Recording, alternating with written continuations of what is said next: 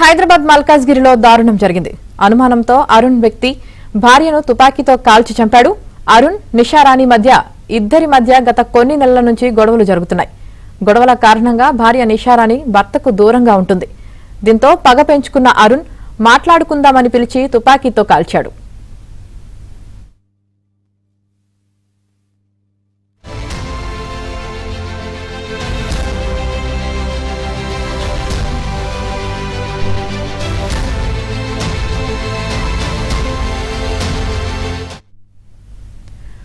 మొదటి భార్యకు విడాకులిచ్చిన అరుణ్ ఆమె సోదరిని ప్రేమ వివాహం చేసుకున్నాడు. 3 నెలల క్రితం అంబర్పేటలో వాహన తనిఖీలు చేస్తుండగా తుపాకీతో పోలీసులకు చిక్కాడు. పాత బస్తీకి చెందిన స్నేహితుల ద్వారా మరో తుపాకీ కొనుగోలు చేసి దారుణానికి పాల్పడినట్లు పోలీసులు భావిస్తున్నారు.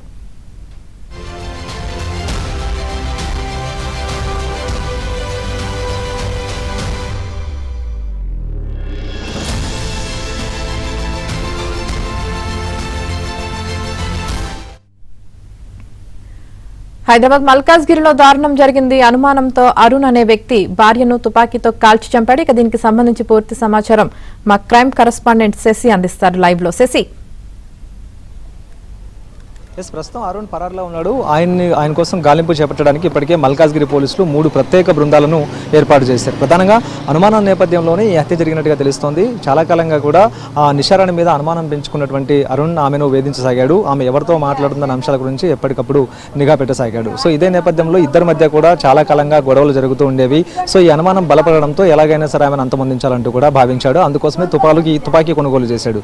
ప్రస్తుతం నేను చూపిస్తున్నటువంటి ఇదే ఇంట్లోనే అరుణ్, ఆ తర్వాత నిషారాణి ఇద్దరు కూడా నివాసం ఉంటూ ఉన్నారు. ఇవాళ ఉదయం తెల్లవారుజామున 5:30 గంటల మధ్య ప్రాంతంలో ఇద్దరికి గొడవ చోటు చేసుకుంది. అనంతరం తనతో పాటు ఉన్నటువంటి తుపాకీతో అరుణ్ ఒక్కసారిగా కాల్పులకు తెగబడ్డాడు. ఇలా 3 రౌండ్లు కాల్పులకు తెగబడ్డాడు. మొత్తానికి ఈ 3 రౌండ్ల కాల్పులు ఆమె తలభాగంలోనే ఈ గన్ షాట్స్ ఉండడంతో ఆమె రక్తపు మడుగులో కుప్పకూలి అక్కడికక్కడే మృతి చెందినటువంటి సందర్భం కనిపించింది. ఆ తర్వాత ఈ పక్కనే నేను చూపిస్తున్నటువంటి ఇదే ఇంట్లోనే అరుణ్కి సంబంధించినటువంటి తల్లి నివాసం ఉంటుంది. ఆ కేకలు తర్వాత గన్ సంబంధించిన సౌండ్లు విని అరుణ్ తల్లి బయటకు వచ్చింది. అప్పటికే అరుణ్ అక్కడి నుంచి పారిపోసాగాడు. అనంతరం పోలీసులకు సమాచారం అందించారు. పోలీసులు ఘటనా స్థలికి చేరుకుని ఆ నిషారానికి సంబంధించినటువంటి మృతదేహాన్ని గాంధీ ఆసుపత్రికి మార్చురీకి తరలించారు. మరోవైపు ఆ ఇంట్లో క్లూస్ సేకరించినప్పుడు 3 ఖాళీ షెల్స్ కనిపించాయి. సో ఇదే నేపథ్యంలో 3 రౌండ్లు కాల్పులు జరిపినట్టుగా పోలీసులు ఒక ప్రాథమిక నిర్ధారణకు రావడం జరిగింది. సో ప్రధానంగా అనుమానం నేపథ్యంలోనే ఈ హత్య జరిగినట్టుగా తెలుస్తుంది. అయితే ఇక అరుణ్కి గన్ ఎక్కడి నుంచి వచ్చిందనేది మాత్రం ఇప్పుడు ప్రస్తుతం తేలాల్సి ఉంది. ఇదే అంశం గురించి పోలీసుల దర్యాప్తు కొనసాగుతుంది. వాస్తవానికి అరుణ్కి సంబంధించినటువంటి నేర చరిత్ర మీద కూడా ఇప్పుడు మల్కాజ్గిరి పోలీసులు ఆరా తీస్తూ ఉన్నారు. గతంలోనే అంబర్పేట్ పోలీస్ స్టేషన్ పరిధిలో వాహనాల తనిఖీలు చేస్తున్నటువంటి సందర్భంలో 3 నెలల క్రితం గన్తో అరుణ్ పట్టుబడ్డాడు. సో అదే సమయంలో గన్కు సంబంధించినటువంటి వివరాలను ఆరా తీసిన తర్వాత అక్రమంగా గన్ కలిగి ఉన్నాడన్నటువంటి ఆరోపణల నేపథ్యంలో అతన్ని అరెస్ట్ చేసి రిమాండ్కి కూడా తరలించారు. సో ఆ తర్వాత బెయిల్పై రిలీజ్ అయ్యాడు. సో అప్పటికి తన భార్య మీద ఇంకా అనుమానం ఎక్కువగా ఉండడంతో ఎలాగైనా ఆమెను అంతమొందించాలనే భావన నేపథ్యంలో పాత బస్తీలో తనకు సంబంధించినటువంటి స్నేహితుల సహకారంతో ఇంకొక గన్ కొనుగోలు చేశాడు. ఆ గన్తోనే ఇప్పుడు హత్య చేసినట్టుగా తెలుస్తోంది. ఎప్పుడైతే హత్య చేసిన అనంతరం ఇక్కడ నుంచి అరుణ్ పరారయ్యాడు. సో ఇప్పుడు అతని కోసం గాలింపు కొనసాగిస్తున్నారు పోలీసులు. వాస్తవానికి ఇందులో పోలీసుల వైఫల్యం కూడా చాలా స్పష్టంగా కనిపిస్తుంది. ఒక్కసారి గన్తో పట్టుబడిన తర్వాత అతని మీద నిఘా ఉంచాల్సినటువంటి అవసరం అయితే ఉంటుంది. కానీ అరుణ్ మీద ఎలాంటి నిఘా లేకుండా ఉండడం వల్లనే ఈ దారుణానికి తెగబడ్డాడనేది ప్రధానంగా స్థానికుల నుంచి వస్తున్నటువంటి ఆరోపణ. ఆల్రెడీ ఒకసారి గన్తో పట్టుబడిన తర్వాత ఆయన మీద నిరంతరం నిఘా కొనసాగించాలి. కానీ ఇలా వదిలేయడంతోనే ఆయన మరొక గన్ కొనుగోలు చేయడంతో పాటు ఈ కాల్పులకు తెగబడ్డనేది స్థానికులు చేస్తున్నటువంటి ఆరోపణ. సో మొత్తానికి అరుణ్కి సంబంధించినటువంటి తల్లి కూడాను ఒకే విషయం చెప్తూ ఉంది. ఇద్దరి మధ్య గత కొంతకాలంగా వాగ్వివాదం తర్వాత ఇదే కాకుండా గొడవలు చోటు చేసుకుంటూ ఉన్నాయి. తాను సర్ది చెప్పేటటువంటి ప్రయత్నం చేశానంటూ కూడా అరుణ్ తల్లి చెప్తూ ఉంది. అయితే గతంలోనే అరుణ్కు వివాహం అయింది. అయితే కొన్ని ఏళ్ల క్రితం అరుణ్కి వివాహం కావడంతో మొదటి భార్య అరుణ్కి సంబంధించినటువంటి వేధింపులను భరించలేక ఆమె దూరంగా ఉంటుంది. ఆ తర్వాత మొదటి భార్యకు సంబంధించినటువంటి చెల్లెలు నిషారాణితో ఈయన సాన్నిధ్యాన్ని కొనసాగించాడు అరుణ్. ఆ తర్వాత ఆమెను 5 సంవత్సరాల క్రితం ప్రేమ వివాహం చేసుకున్నాడు. యాదగిరిగుట్టలో ఆమెను పెళ్లి చేసుకున్న తర్వాత నేను చూపించినటువంటి ఇదే ఇంట్లోనే 5 సంవత్సరాల నుంచి కాపురం చేస్తున్నటువంటి సందర్భం అయితే ఉంది. అయితే ఇదొక అంశం అయితే ప్రధానంగా ఈ మధ్య కాలంలో ఆమె ఎక్కువగా మొబైల్ ఫోన్లో ఉండడం, ఆ తర్వాత చాటింగ్ చేస్తుంది అనే అనేటటువంటి అనుమానాలను ఎక్కువగా అరుణ్ పెంచుకున్నాడు. అయితే పదే పదే ఈ విషయం గురించి ప్రస్తావించినప్పటికీ తాను ఎవరితోనూ చాటింగ్ చేయడం లేదంటూ కూడా నిషారాణి చెప్పినట్టుగానే తెలుస్తుంది. కానీ అనుమానం తీరనటువంటి అరుణ్ మాత్రం ఆమెను అంతమొందించాలనే భావన నేపథ్యంలోనే పాత బస్తీ నుంచి ఇంకొక గన్ కొనుగోలు చేసి ఈ హత్యకు పాల్పడ్డాడు. సో మొత్తానికి ఆయన వద్దకు 2 గన్స్ ఏ విధంగా వచ్చాయి అనే అంశం ఇప్పుడు పోలీసులు ఛేదించేటటువంటి ప్రయత్నం చేస్తూ ఉన్నారు. ఎవరి వద్ద కొనుగోలు చేశాడు అనేటటువంటి అంశాల గురించి ఇప్పుడు పోలీసులు ఆరా తీస్తున్నారు. ఒకవేళ అరుణ్ పట్టుబడితే ఆయనకు సంబంధించినటువంటి గన్స్ మీద ఒక క్లారిటీ వచ్చేటటువంటి అవకాశం అయితే కనిపిస్తుంది. యామ్ని అయితే శశి, మనం చూసినట్లయితే గతంలో కూడా అరుణ్ని ఇలా అక్రమంగా రివాల్వర్ కలిగి ఉండటం వల్ల అరెస్ట్ చేశారు. దానికి సంబంధించి 4 రోజుల పాటు జైలు శిక్ష కూడా అనుభవించాడు కదా. మరి ఈ నేపథ్యంలో అసలు తనకి అప్పట్లోనే ఆ గన్ ఎక్కడి నుంచి వచ్చింది ఏంటి అన్నది పోలీసులు ఏమైనా ఎంక్వైరీ చేశారా? అప్పుడు వాళ్ళకి తెలిసిన సమాచారం మీరు దాని గురించి ఏమైనా తెలుసా? మొదటిసారి అంబర్పేటలో ఆయన పట్టుబడ్డాడు. గత 3 నెలల క్రితం అంబర్పేటలో వాహనాల తనిఖీలు చేస్తున్నటువంటి సందర్భంలో పోలీసులకి గన్తో పట్టుబట్టాడు. అప్పుడే ఇతనికి సంబంధించినటువంటి గన్ ఎక్కడి నుంచి వచ్చింది ఏంటి అనే అంశాల గురించి అంబర్పేట పోలీసులు వివరాలు ఆరా తీసిన తర్వాత అతన్ని అరెస్ట్ చేసి రిమాండ్కి తరలించడం జరిగింది. ఇప్పుడు మల్కాజ్గిరి పోలీసులు అంబర్పేట పోలీసులతో కోఆర్డినేట్ అవుతూ ఉన్నారు. గతంలో ఆ కేసుకు సంబంధించినటువంటి వివరాలను ఆరా తీస్తూ ఉన్నారు. గతంలో అంబర్పేట పోలీసులకు అరుణ్ ఏం చెప్పాడు, ఆ గన్ ఎక్కడి నుంచి కొనుగోలు చేశాను అని చెప్పాడు అనే అంశాల గురించి అందుకు సంబంధించినటువంటి స్టేట్మెంట్లను ఇప్పటికే తీసుకునేటటువంటి ప్రయత్నం మల్కాజ్గిరి పోలీసులు చేస్తూ ఉన్నారు. ఇదొక అంశం అయితే ఇక రెండవది ప్రధానంగా రెండో గన్ కూడా ఇప్పటికే 2 గన్స్ ఆయన కొనుగోలు చేసినట్టుగా తెలుస్తుంది. ఎందుకంటే ఒక గన్ ఆల్రెడీ పోలీసులకు పట్టుబడితే ఇంకో గన్ తన వద్దే ఉంది. ఈ రెండో గన్ కూడా ఎక్కడ కొనుగోలు చేశాడో హైదరాబాద్ లో గన్స్ దొరకడం అంత తేలిక అన్న అనుమానాలు కూడా ప్రజెంట్ ఇప్పుడు వ్యక్తం అవుతూ ఉన్నాయి. సో మొత్తానికి పాత బస్తీలో గన్ కొనుగోలు చేసినట్టుగా తెలుస్తుంది కాబట్టి అందుకు సంబంధించిన వివరాలు కూడా ఆరా తీస్తున్నారు. అరుణ్ పట్టుబడితే వీటికి సంబంధించిన క్లారిటీ వచ్చే అవకాశం ఉంది. Right, thank you Shashi.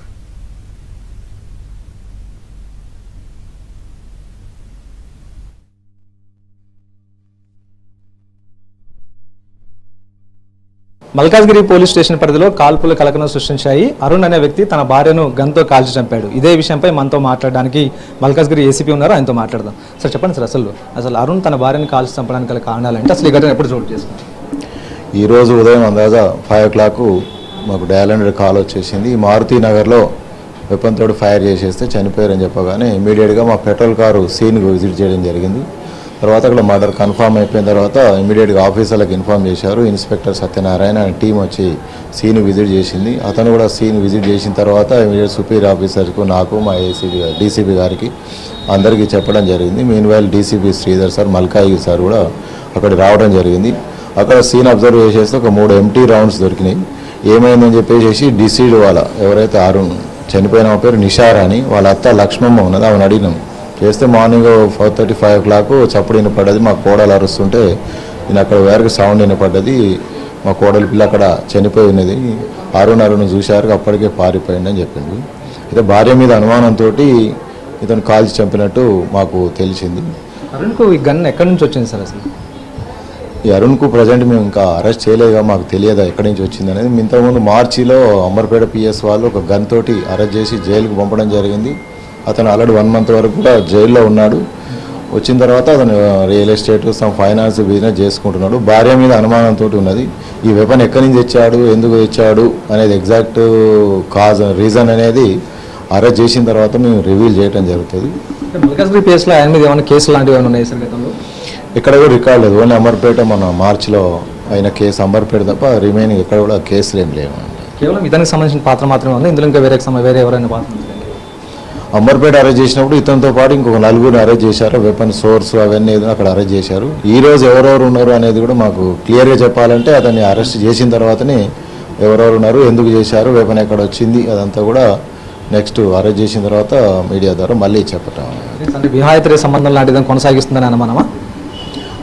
భార్య వైఫ్ మీద అనుమానం ఉన్నది, ఎవరితో వేరే అక్రమ సంబంధం ఉన్నదనేది సోర్స్ ఆడ తెలిసిందే తప్ప అదర్వైజ్ మాకు కూడా కరెక్ట్ కాదు. అది మాకు అదొక సోర్స్ ఉన్నది. ఇప్పుడు అరుణ్ కోసం ఏమైనా ప్రత్యేక బృందాలు ఏమైనా ఏర్పాటు చేశారా సార్? చేసాము. అరుణ్ అతన్ని అప్రిహెన్షన్ చేయడానికి ఒక 3 teams వరకు ఫామ్ చేశాము. అవన్నీ కూడా ఇమీడియట్గా పట్టుకుంటాము అతను మ్యాక్సిమం. ఇది మొత్తానికి ఇప్పటికే అరుణ్ కోసం గాలింపు చేయడానికి ఇప్పటికే 3 ప్రత్యేక బృందాలను ఏర్పాటు చేసినట్టుగా తెలుస్తోంది. ప్రధానంగా భార్య మీద అనుమానం ఉండడంతో పాటు ఆమె మరొకరితో చాటింగ్ చేస్తుంది, ఆ తర్వాత వివాహేతర సంబంధాన్ని కలిగి ఉందన్న ఒక అనుమానం నేపథ్యంలోనే ఆమెను గన్తో కాల్చి చంపినట్టుగా తెలుస్తుంది. అయితే ఈ గన్ అరుణ్కి ఎక్కడి నుంచి వచ్చిందనే అంశాల గురించి ఇప్పటికే మల్కాజ్గిరి పోలీసుల దర్యాప్తు కొనసాగుతుంది. గతంలో కూడాను ఈ గన్తో పట్టుబడినట్టుగా తెలుస్తుంది. అంబర్పేట పోలీస్ స్టేషన్ లిమిట్లో ఈ గన్తో పట్టుబడినట్టుగా తెలిసింది. సో ఇదే నేపథ్యంలో అంబర్పేట పోలీసులు అతన్ని రిమాండ్ కూడా చేశారు. ఆ తర్వాత గన్ అతని నుంచి స్వాధీనం చేసుకున్నారు. అయితే రెండోసారి కూడా గన్ అతనికి ఎలా వచ్చింది, ఎవరి దగ్గర నుంచి కొనుగోలు చేశాడనే అంశాల గురించి క్లారిటీ రావాల్సి ఉంది. సో మొత్తానికి అరుణ్ పట్టుబడితే ఈ గన్స్కి సంబంధించినటువంటి పక్కా సమాచారం తెలిసేటటువంటి అవకాశం ఉందంటూ కూడా పోలీసులు చెప్తున్నారు. అతని కోసం ఇప్పటికే 3 ప్రత్యేక బృందాలను ఏర్పాటు చేసి గాలింపు కొనసాగిస్తూ ఉన్నారు. కెమెరా పర్సన్ ఫణితో కలిసి శశి, ఏబీ9.